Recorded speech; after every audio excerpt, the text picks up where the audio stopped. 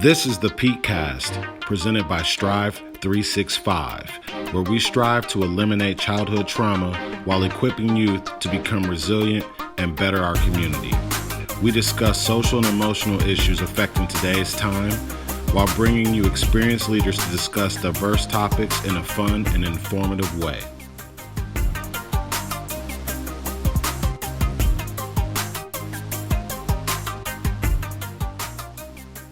Strive 365 coming to you all the way live. This is JP Kiddo Casey with my co-host Raheem the Dream. Welcome. Raheem, we have a special guest here today. You mind introducing her? Yes, do I mind? I'm very honored to introduce this guest. She's someone who has made a big difference in the city of Milwaukee and soon going to be even bigger in the whole state of Wisconsin. Woohoo! Other than Dr. Kerr, former superintendent of Brown Deer School District. Dr. Kerr has stepped down last year. And normally when you step down, it's because you're ready to kind of relax and enjoy your life, but not Dr. Kerr. She's going to do bigger and better things for everyone around. Dr. Kerr, we were part of your program that you just did last week.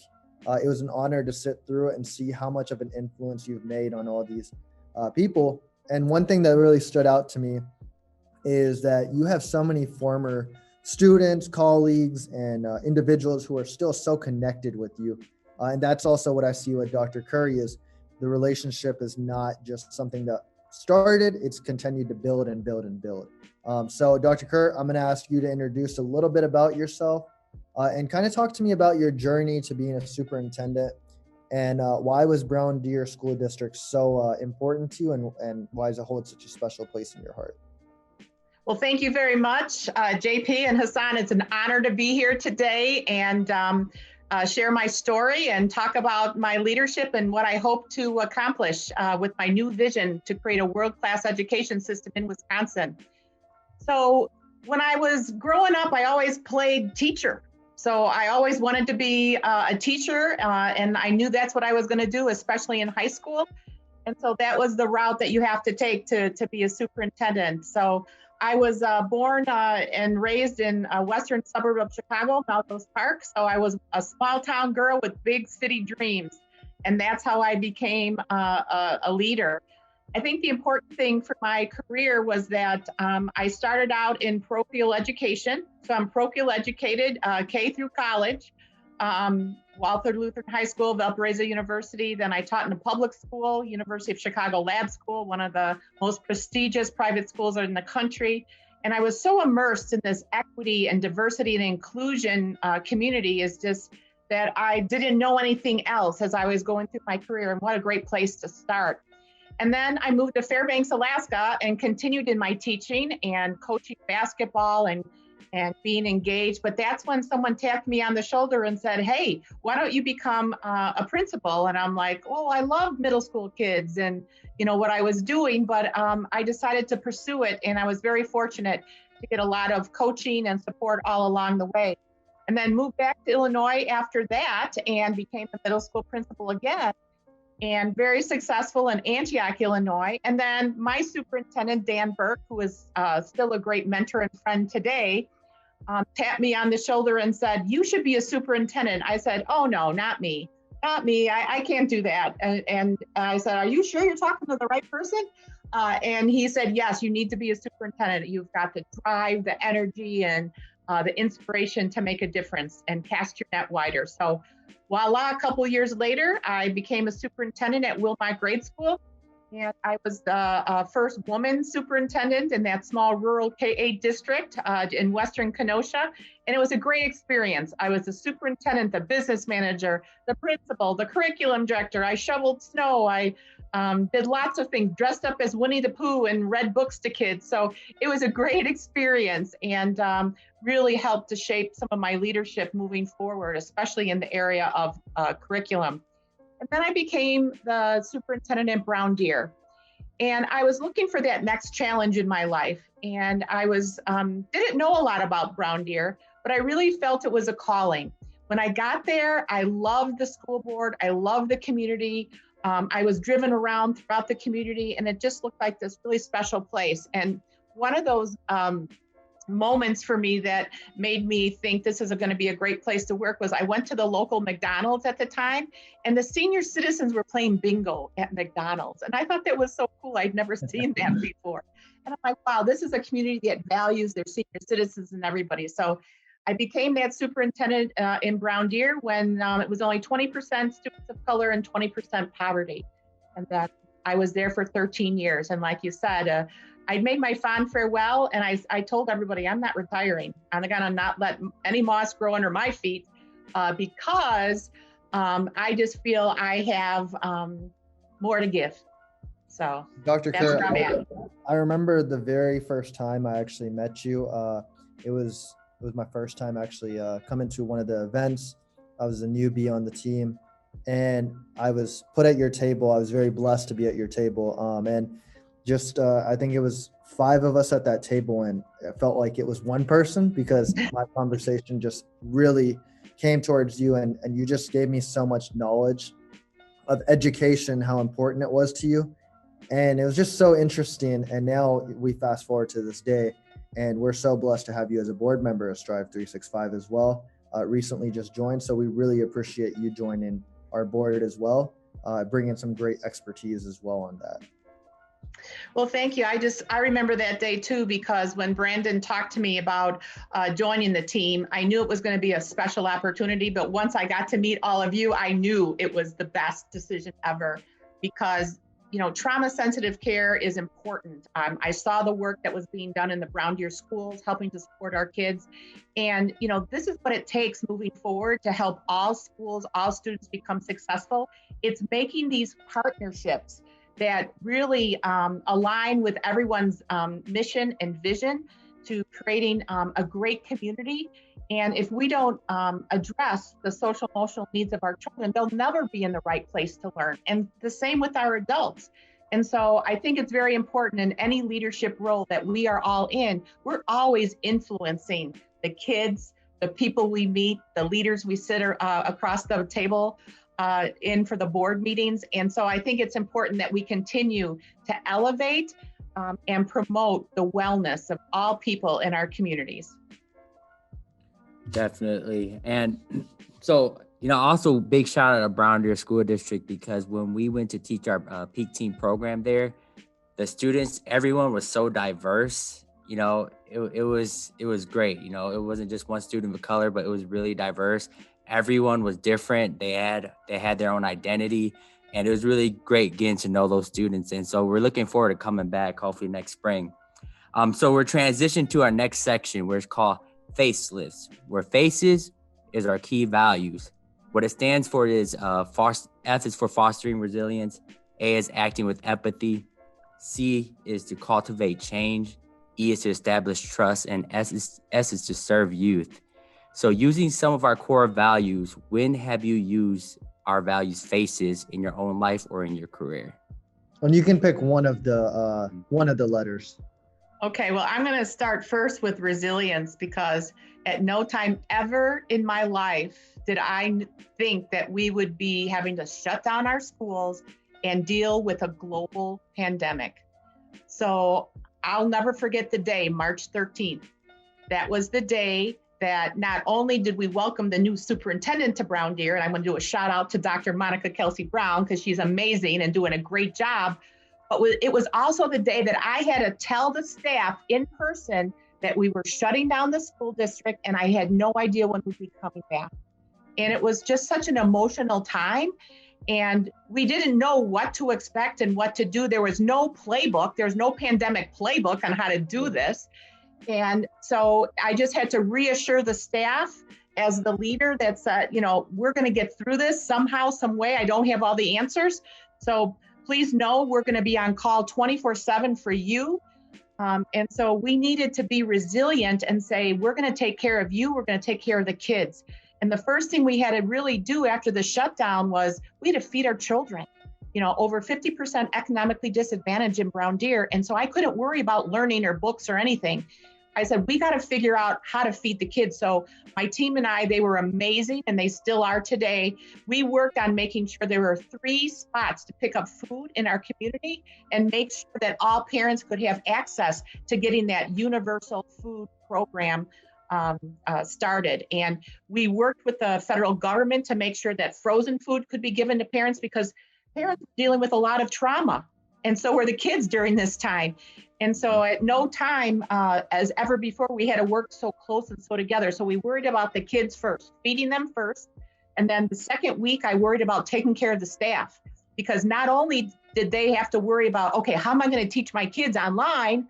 I'm going to have to take care of my own kids at home and be the homeschool teacher. So a lot of pressure, a lot of stress.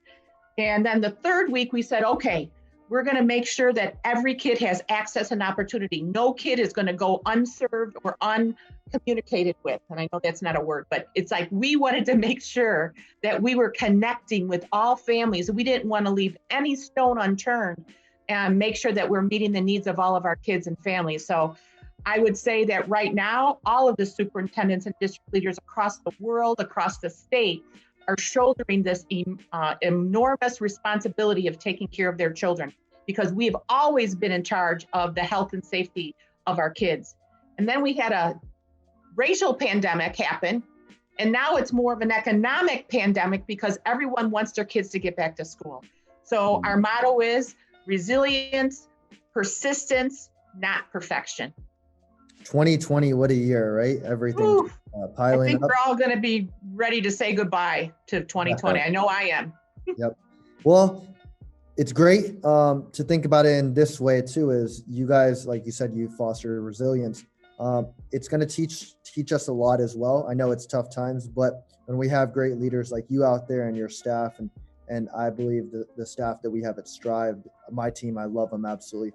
I think we're learning during these tough times, and we're trying to find a way to really come together. So we're going to go to the next segment of our podcast. Everyone, thank you for listening, by the way, and hope you're taking away a lot.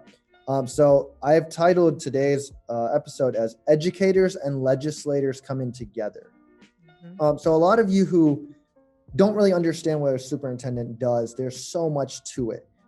Like Dr. Kerr was talking about, you have to really make sure not just education, the food's there, their home settings are correct, and there's just such a big responsibility on the superintendent, and that involves school funding. So a lot of schools, private or public, do need school funding as well.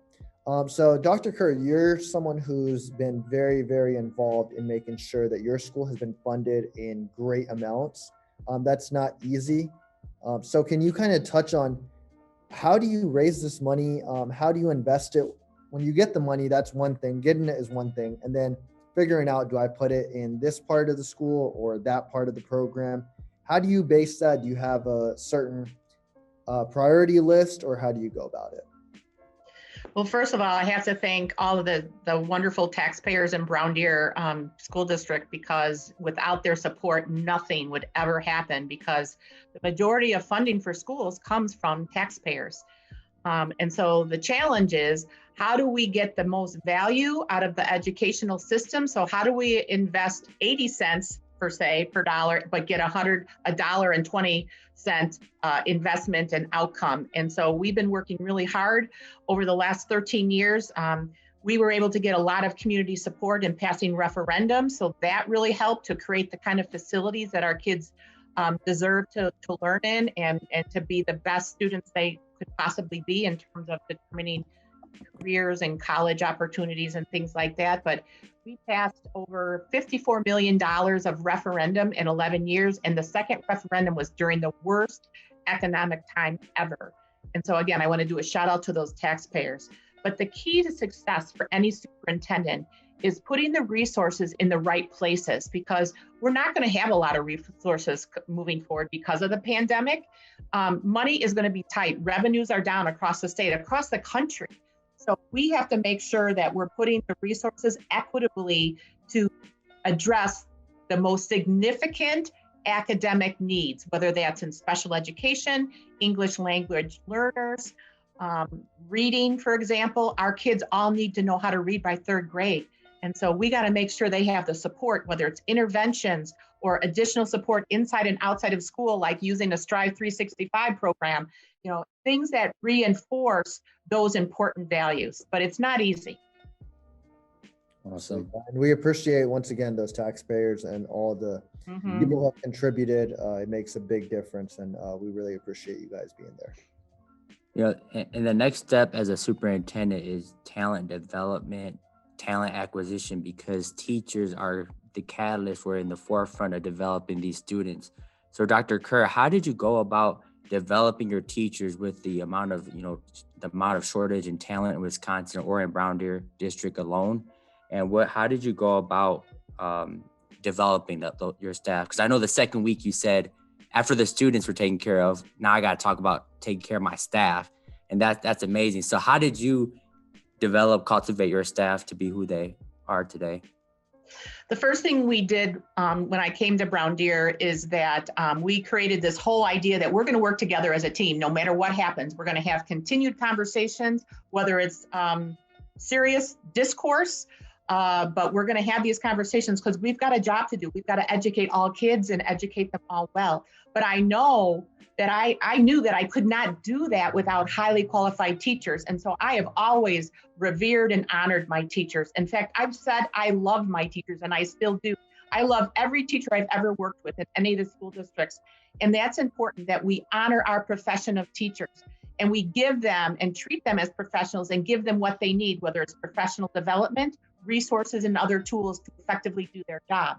So in this pandemic, we had to make sure that all of our teachers had good laptops and Chromebooks, because they were, and other resources to teach remotely, because a lot of them had done some type of virtual learning, but not all 24/7 like we were forced to do this past March. What I have done is I've worked with my school board, and my school board also cares a lot and reveres our teachers. We were able to put professional development into our schedule every month. So once a month, we put professional development that was teacher designed and teacher led. So it wasn't just me, the administrator, saying, hey, this is what we need to do today, or it was planned thoughtfully and pragmatically with our teachers to best deal with the things that they're doing with. And so they had 100 hours or more of professional development. And then the final thing I want to say is I just treated them with respect. We had a gentle start to school for the last couple of years, and it was one of the most successful transitions into the school year ever, because it wasn't teachers sitting for 3 or 4 days in a row of, glazed over professional development. Right. Okay. It was, hey, get your classrooms ready. Let's go. Let's do this. And they had no responsibilities to learn anything new, but just to get ready for opening their door that first day. And I'm going to tell you, the relief and the reduction of stress that created was something that was one of my shining moments of a practice and strategy that I think helped us to get a very good start of the school year. And I hope we get to start it again pretty soon. I know, definitely. But that's great. You empower them, to get the things they want to learn, and they lead their own trainings. And not only that, yeah, I know teachers get burnt out every time, because even after class or after the end of the school day, they will come in and do a PD day. I know they're exhausted because all the energy they give with the students. So it's exhausting, definitely. I want to give a quick shout out to speaking of teachers. I want to give a quick shout out to my sister, who's a teacher in Chicago too. Just hearing her experiences too, talking about it. It's just interesting to see how teachers are so underrated and don't get a lot of the respect and honor that they deserve, like Dr. Kerr was saying. So, and I think a lot of people are learning now, because they're having to homeschool, and they're saying, hey, you know what? I really miss that teacher. Yeah, I think they have a much more appreciation now for what they do, because I think everyone has realized that, our teachers do more than teach math and reading. They teach kids how to be great people, to understand themselves, to get along with others. So there's much more going on than just the learning process of content. Exactly. They are the social emotional coach for those students. Absolutely. They are the advocate for that. How also as a superintendent, how do you make education relevant to students to prepare them for that next step to go to college if they wanted to, or a different sort of route? How did you guys prepare them for that? Well, I think the first thing we did when we were kind of restructuring in our school district, and we had a strategic plan that said, you know what, we're going to create pathways for kids based upon their strengths and their passions. And so there is a pathway for every single student. And so now the silver lining of the pandemic has taught us that there'll be no schedule conflicts ever again. We don't have to have a teacher necessarily in our school building to teach AP calculus or geography or sign language. We can make that happen online or taking a virtual class at a college now. So I think these strength-based pathways are so important because if kids like to learn using their hands and more engaged type building and construction, they can go into trades, and we can provide those opportunities for them. And Brown Deer has a great program that has done just that, putting kids into the trades every year from their construction classes.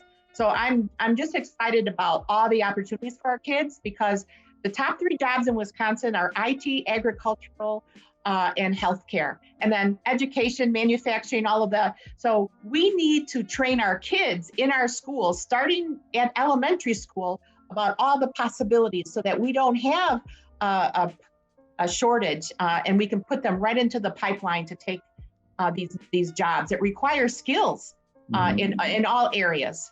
Yep.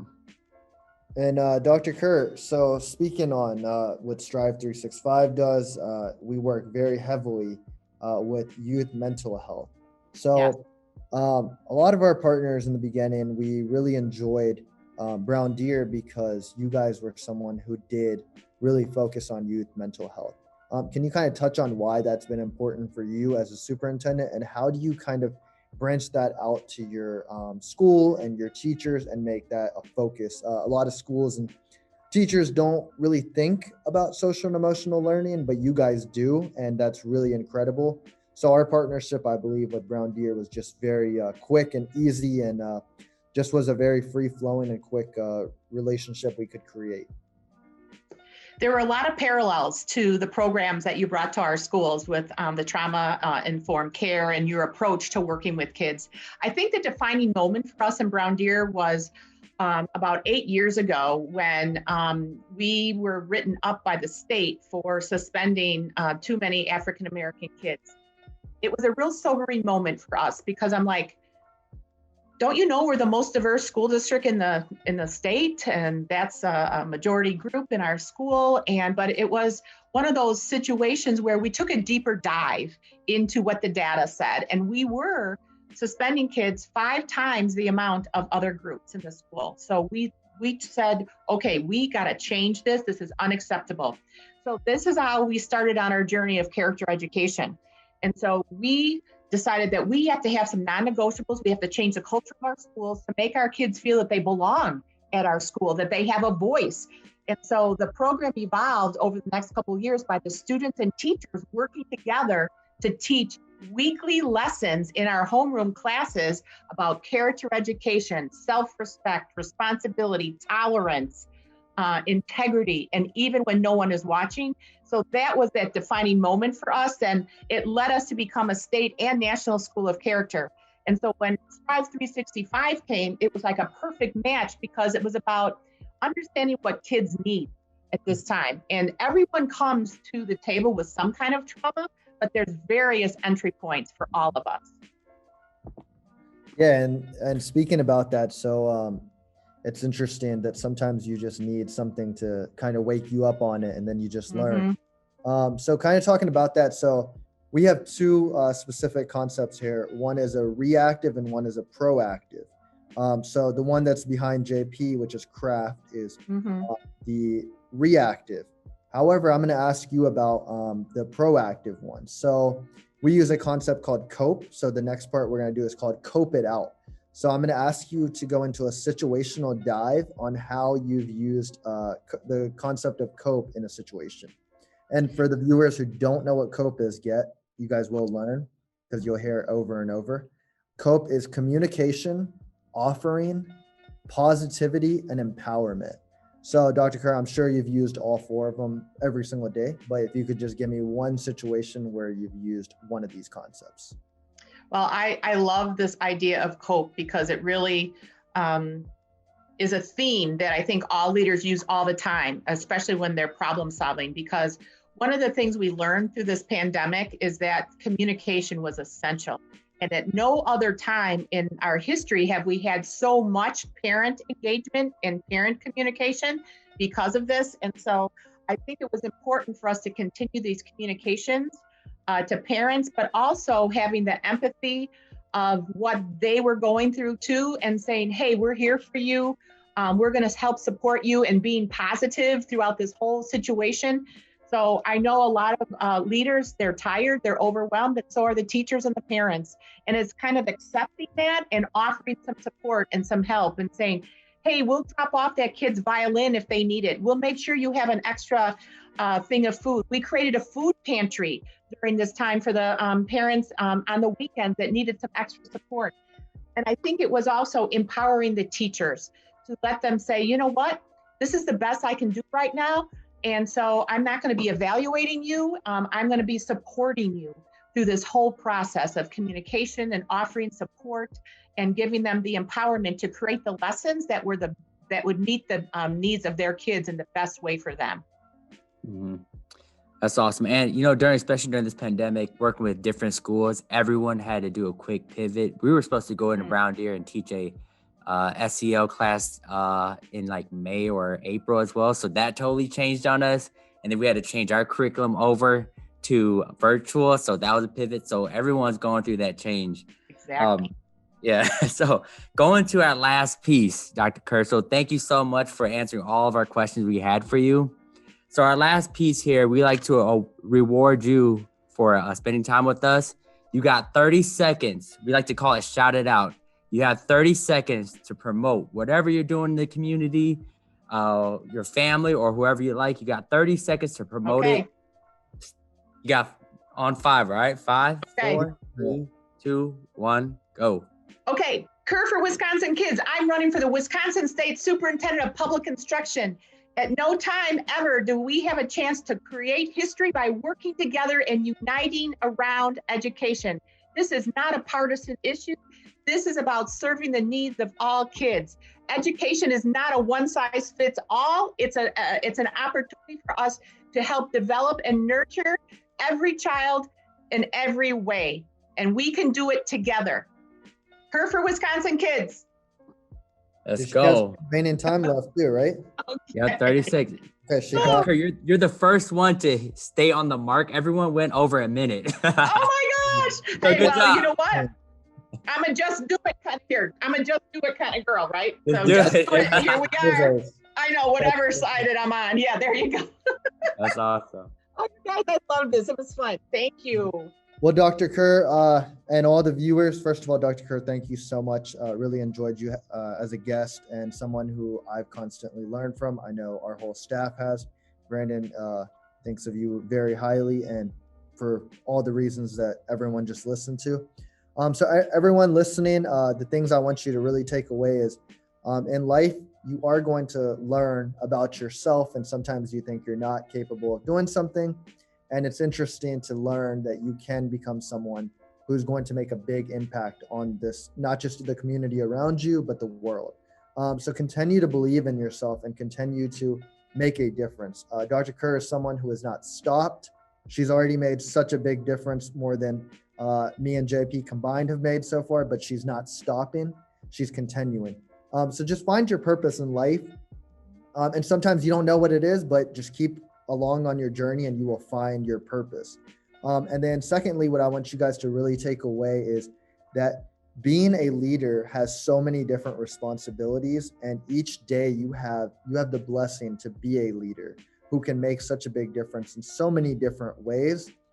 So that's something that I really look forward to learning more and more about from Dr. Kerr. And it's just such an honor to see you as a leader who isn't just a superintendent. You are branching out into so many different ways and have continued that.